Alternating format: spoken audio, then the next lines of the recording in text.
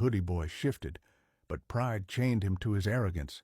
He dropped his foot at last, but not without one more jab. Fine. Let him sit. Guess it's the only time he'll ever sit above me. The man lowered himself into the seat, silent, but his chest burned with the sting of those words. Around him, the phones were still recording, still streaming. Every insult, every smirk, every shove, the world was watching.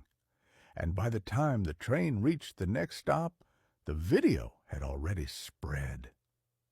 Within hours, the clip was everywhere, a thumbnail of a laughing white boy, his foot pressing into the chest of a calm black passenger, headlined every feed.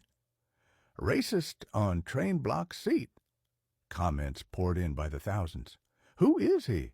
Shameful. That man deserves respect.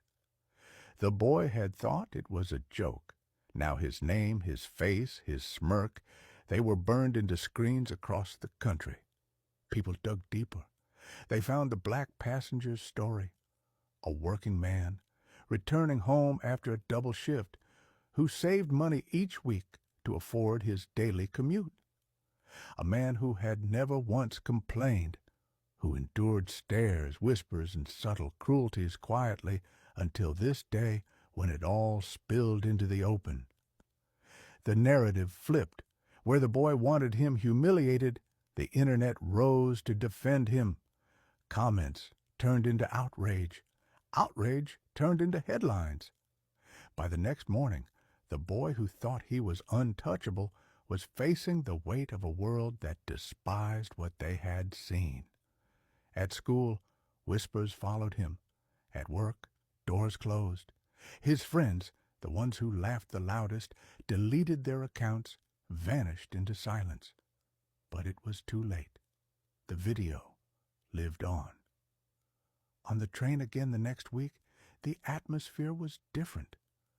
The black man stepped on, wearing the same gray shirt, the same calm expression, but this time eyes softened as they looked at him. A stranger stood to offer him a seat before he even asked. Another nodded respectfully.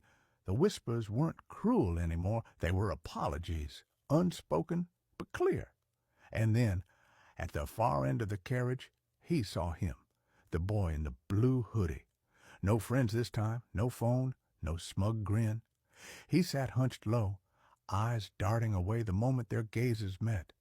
The pride, the arrogance, it had all drained away, leaving only shame. The black man didn't say a word. He didn't need to. His silence was heavier than any insult could be. The boy shifted uncomfortably, shrinking in his seat, drowning under the weight of his own regret. The train rolled on, and the balance had changed. The one who was mocked walked with dignity. The one who mocked could barely lift his head.